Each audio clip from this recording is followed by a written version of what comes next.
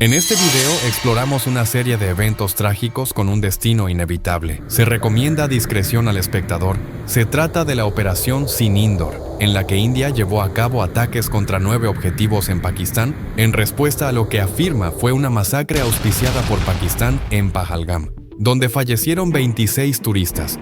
Para vengar este suceso, India empleó, según informes, una combinación de armamento avanzado, incluyendo el misil de exploración de origen francés, conocido como Storm Shadow, y la bomba de caída libre guiada con alta precisión, llamada Hammer.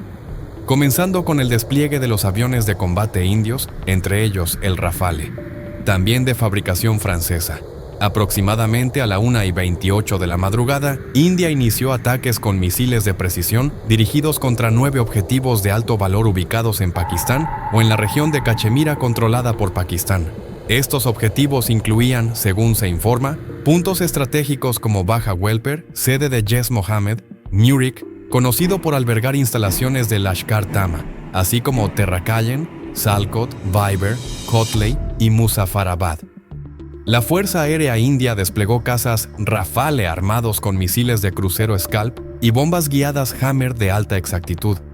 La operación aérea duró aproximadamente 23 minutos y se llevó a cabo con una coordinación y rapidez excepcionales. Entre las 1:28 y las 1:51 de la madrugada, se reportaron fuertes explosiones en varias ciudades, provocando cortes de electricidad en Baja y Muzaffarabad, lo que aumentó el caos y la confusión en el terreno. Se estima que el ataque se originó principalmente en la base aérea de Ambala, en Haryana, una de las principales bases de los Rafale de la Fuerza Aérea India. Aproximadamente a las 2 de la mañana, una formación de cazas Rafale, equipados con misiles de crucero Storm Shadow de lanzamiento aéreo, despegó posiblemente desde Ambala, sin que se escuchara ninguna señal de radio.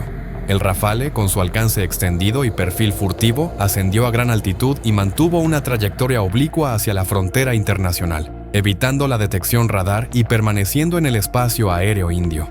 A unos 100 a 120 kilómetros de la frontera, los misiles Storm Shadow fueron lanzados hacia coordenadas preprogramadas en el interior de Pakistán, supuestamente dirigidos contra infraestructuras relacionadas con la logística terrorista transfronteriza. Gracias a su alcance superior a los 500 kilómetros, el Rafale francés no necesitó ingresar en el espacio aéreo pakistaní, y los misiles probablemente volaron a baja altitud, empleando guía adaptada al terreno para evadir los sistemas de radar enemigos antes de impactar con gran precisión.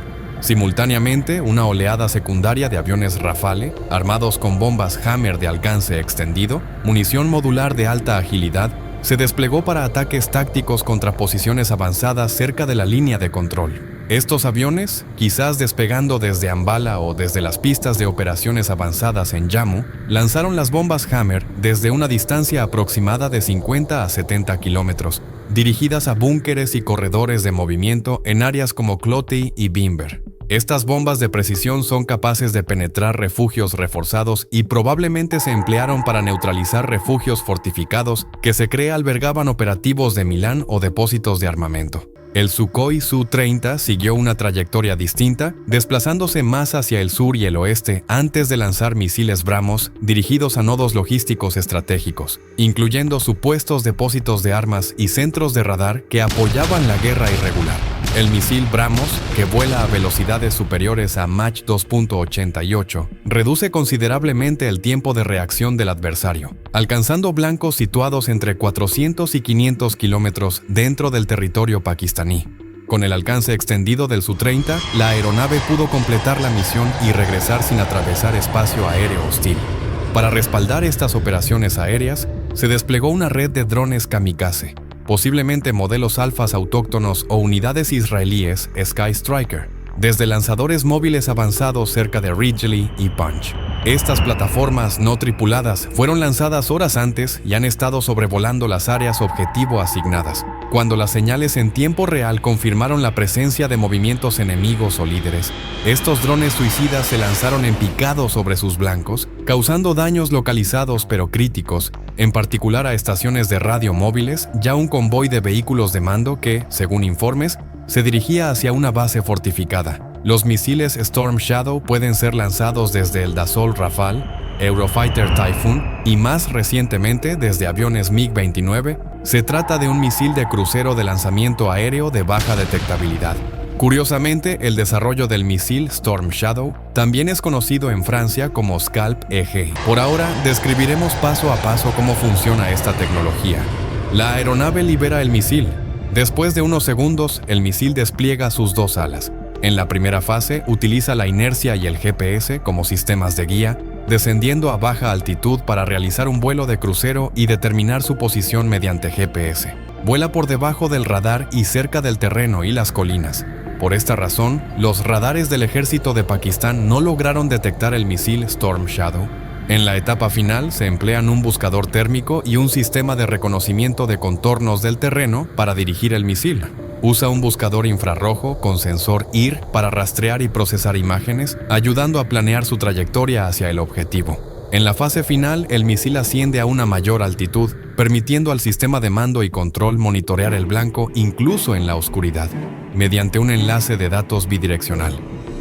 Para la maniobra definitiva se retira el cono frontal del misil para que una cámara termográfica de alta resolución o un sistema de guiado infrarrojo observe el área objetivo.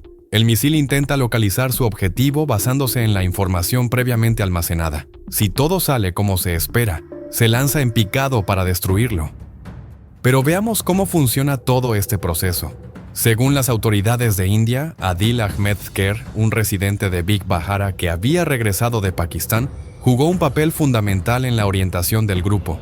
Los terocates habían cruzado a India desde la región de Cachemira, ocupada por Pakistán, atravesando el accidentado y remoto sector de Pontrajur en la línea de control, en octubre de 2024. Esta zona, conocida por su terreno escarpado, ha sido históricamente utilizada para cruces clandestinos.